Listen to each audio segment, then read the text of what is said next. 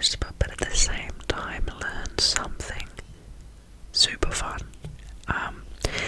It's crazy, even after the massive amount of videos I've done, I still genuinely love it every time. So I'm like consistently grateful for this. Anyway, let's get into the Wikipedia article. Also, if you're new here, or if you want to say hi, leave a comment below and suggest something that I should read about in the future. Okay. Continuing on, last time we were talking about the Viking Age of history. And last time, the last fact we found was that there was archaeological evidence that the Vikings reached Baghdad. That's pretty crazy. Okay, now, Scandinavian Norsemen explored Europe by its seas and rivers for trade, raids, colonization, and conquest. In this period, voyaging from their homelands in Denmark, Norway, and Sweden, the Norsemen settled in the present-day Faroe Islands, Iceland, Norse Greenland, Newfoundland, the Netherlands, Germany, Normandy, Italy, Scotland, England, Wales, Ireland, the Isle of Man, Estonia, Ukraine, Russia, and Turkey, as well as initiating the consolidation that resulted in the formation of the present-day Scandinavian countries. In the Viking Age, the present-day nations of Norway, Sweden, and Denmark did not exist, but were largely homogeneous and similar in culture and language, although somewhat distinct geographically. The names of Scandinavian kings are reliably known for only the later part of the Viking Age. After the end of the Viking Age, the separate kingdoms gradually acquired distinct identities as nations, which went hand in hand with their Christianization.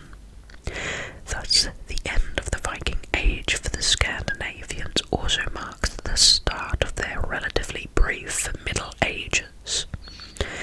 Now let's talk about their intermixing with the Slavs. The Vikings significantly intermixed with the Slavs. Slavic and Viking tribes were closely linked, fighting one another, intermixing and trading. In the Middle Ages, a significant amount of ware was transferred from Slavic areas to Scandinavia, and Denmark was a melting pot of Slavic and Scandinavian elements. The presence of Slavs in Scandinavia is more significant than previously thought, although the Slavs and their interaction with Scandinavia have not been adequately investigated. A 10th century grave of a warrior woman in Denmark was long thought to belong to a Viking. However, new analysis suggests that the woman was a Slav from present-day Poland. The first king of the Swedes, Eric, was married to Gunhild of the Polish house of Piast. Likewise, his son Olaf fell in love with Edla, a Slavic woman, and took her as his frilla, concubine. She bore him a son and a daughter, Ermund the Old, king of Sweden, and Astrid, queen of Normandy, Nut the Great, king of Denmark, England, and Norway, was the son of a daughter of Mexico, one of Poland. Possibly the former Polish queen of Sweden, wife of Eric. Richezia of Poland, queen of Sweden, married Magnus the Strong, and bore him several children, including Canute V, king of Denmark, Catherine Changlian of the house of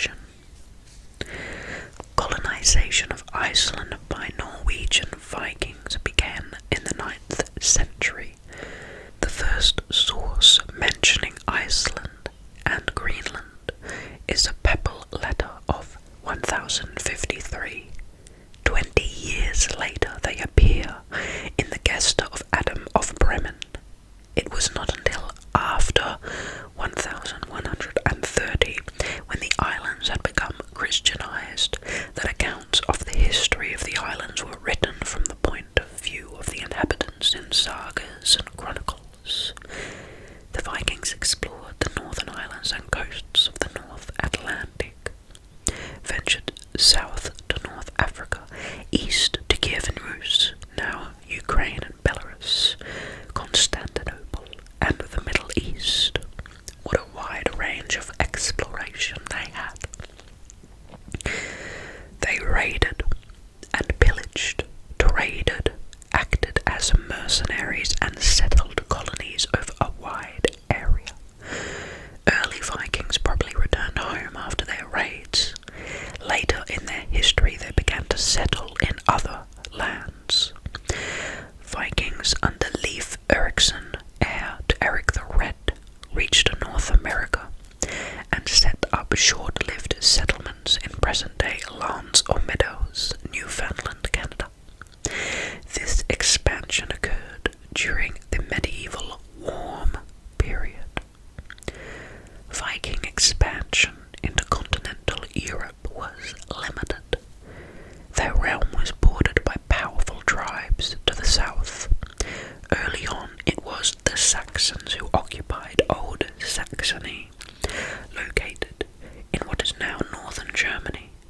The Saxons were a fierce and powerful people and were often in conflict with the Vikings.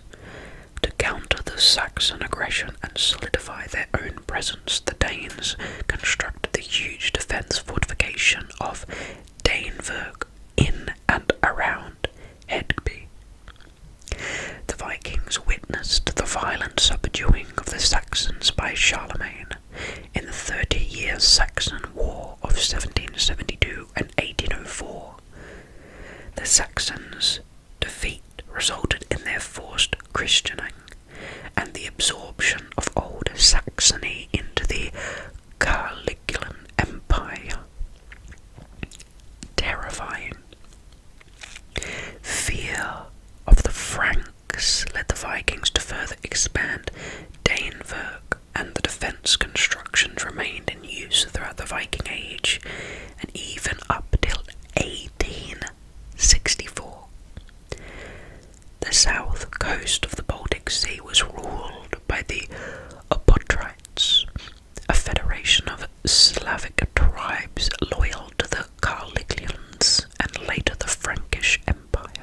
The Vikings, led by King Gudfred, destroyed the Obotrite city of Rerik on the southern Baltic coast in 808 AD and transferred the merchants and traders to Edgeby.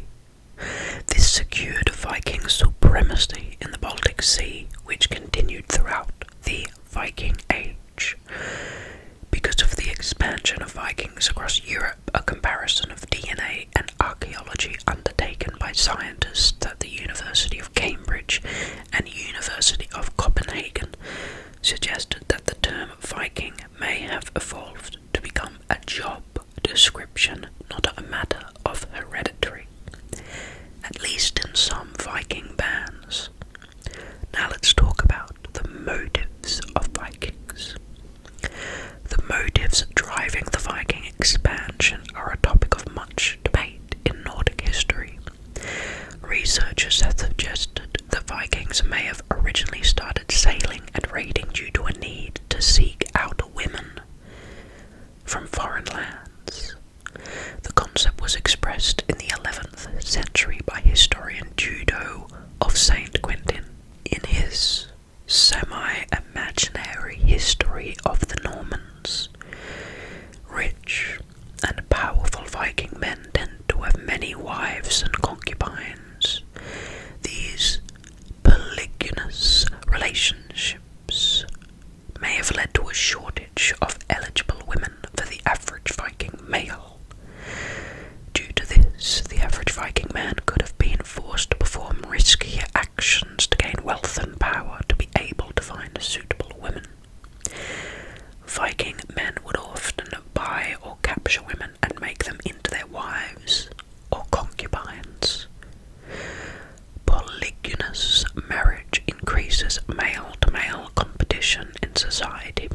creates a pool of unmarried men who are willing to engage in risky, status-elevating and sex-seeking behaviours. The Annals of Ulster states that in 1821 the Vikings plundered an Irish village and carried off a greater number of women into captivity.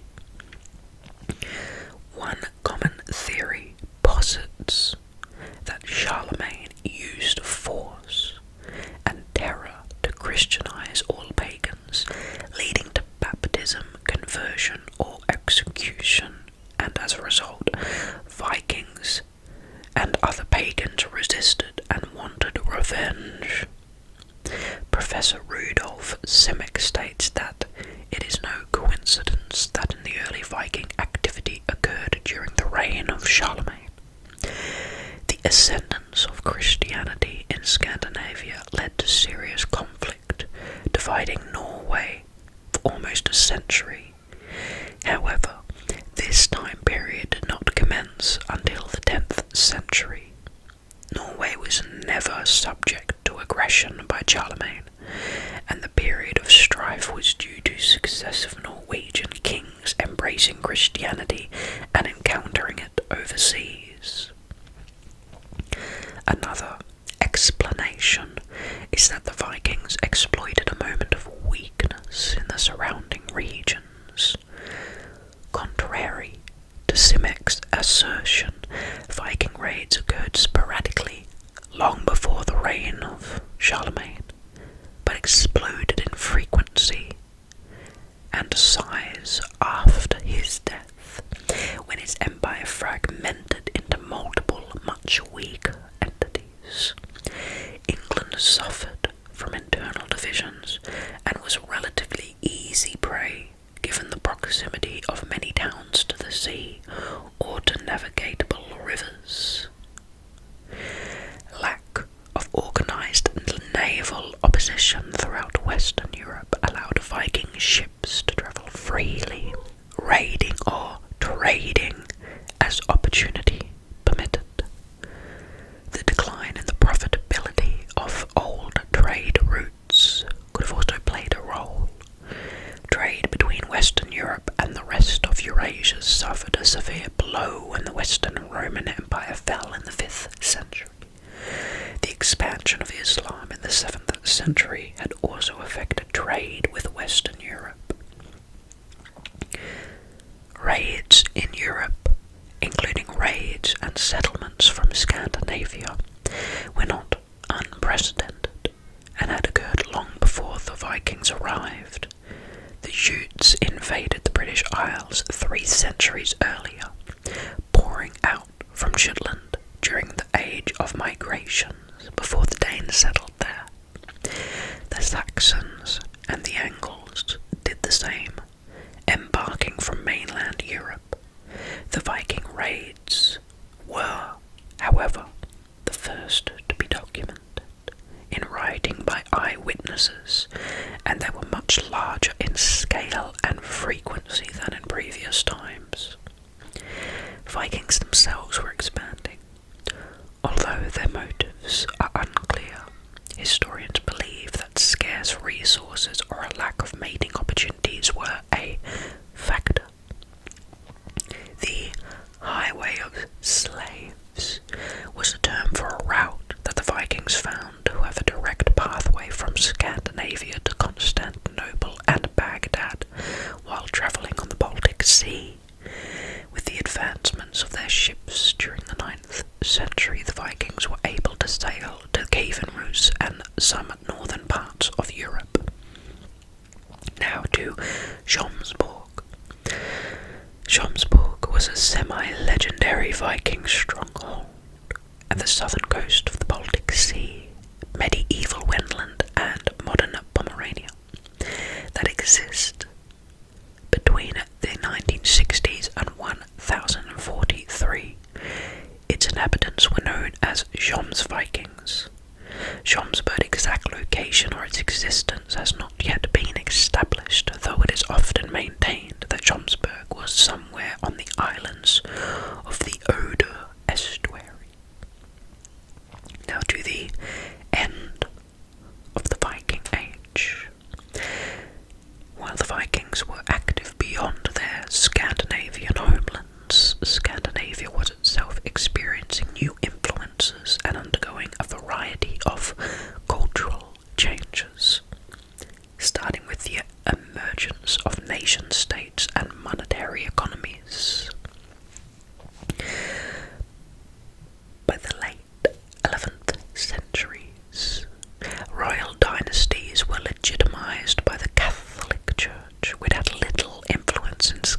Scandinavia 300 years earlier, which were asserting their power with increasing authority and ambition.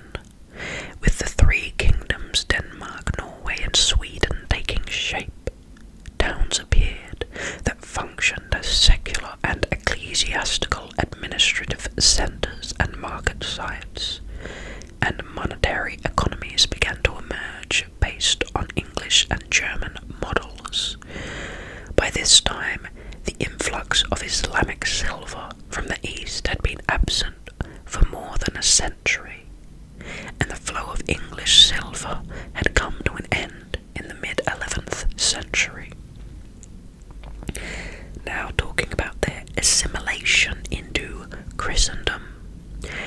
Christianity had taken root in Denmark and Norway with the establishment of dioceses in the 11th century, and the new religion beginning to organise and assert itself more effectively in Sweden. Foreign churchmen and native elites were energetic in furthering their interests of Christianity, which was now no longer operating only on missionary footing, and old ideologies and lifestyles were transforming. By 1103, the first archbishopric was founded in Scandinavia at Lund, Scania, then part of Denmark. The assimilation of the nascent Scandinavian kingdoms into the cultural mainstream of European Christendom altered the aspirations of Scandinavian rulers and of Scandinavians able to travel overseas, and changed their relations with their neighbours. One of the primary sources of profit for the Vikings had been slave taking from other European peoples. The medieval church held that Christians should not own fellow Christians as slaves, so chattel slavery diminished as a practice throughout northern Europe. This took much of the economic incentive out of raiding, though sporadic slaving activity continued into the 11th century. Scandinavian predation in Christian lands around the North and Irish seas diminished markedly. The kings of Norway continued to assert power in parts of northern Britain and Ireland, and raids continued into the 12th century, but the military ambitions of the Scandinavian rulers were now directed towards new paths. In 1107, Sigmund I of Norway sailed for the eastern Mediterranean, and Norwegian crusaders to fight for the newly established Kingdom of Jerusalem, and Danes and Swedes participated energetically in the Baltic Crusades of the 12th and 13th centuries. Now on to Viking culture. Perhaps this will also be very interesting. A variety of sources illuminate the culture, activities and beliefs of the Vikings. Although they were generally a non-literate culture that produced no literary legacy, they had an alphabet and described themselves and their world on runestones. Most contemporary literary and written sources on the Vikings come from other cultures that were in contact with them. Since the mid-20th century, archaeological findings have built a more complete and balanced picture of the lives of the Vikings. The archaeological record is particularly rich and varied, providing knowledge of their rural and urban settlement, crafts and production, ships and military equipment, trading networks, as well as their pagan and Christian religious artifacts and practices. Going now to literature and language. The most important primary sources on the Vikings are contemporary texts from Scandinavia and regions where the Vikings were active. Writing in Latin letters was introduced to Scandinavia with Christianity, so there were a few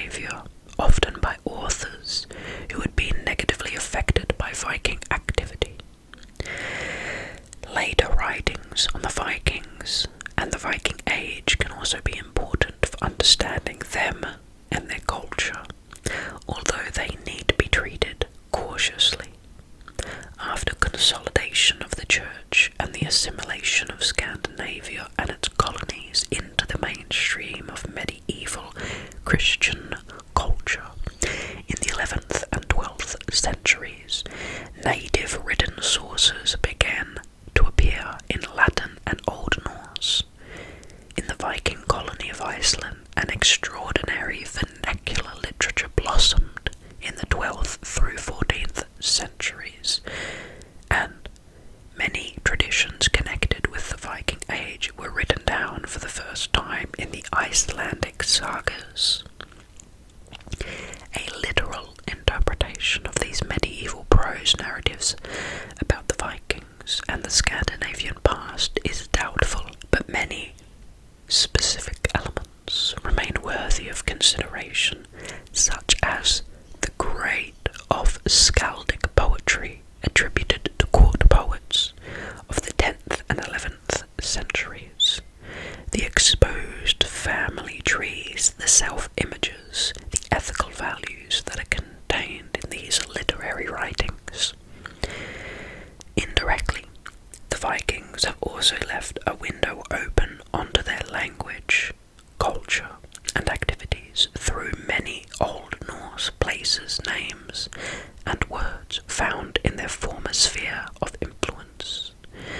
Some of these place names and words are still in direct use today, almost unchanged, and shed light on where they settled and what specific places meant to them. Examples include places like Eaglesay, meaning Eagle's Island, Ormskirk, meaning Orm's Church or Church of the Worms, Meols, meaning sand dunes, Snæfell, meaning snowfell, Ravenscar, meaning Raven's Rock, Vinland, land of wine or land of wine berry, Koppanga, Market Harbour, Torshaven, Thor's Harbour, and the religious centre of Odense, meaning a place where Odin was worshipped. Viking influence is also evident in concepts like the present-day parliamentary body of the Tynwald of the Isle of Man. Thank you so much for listening to this episode of Whispering Wikipedia.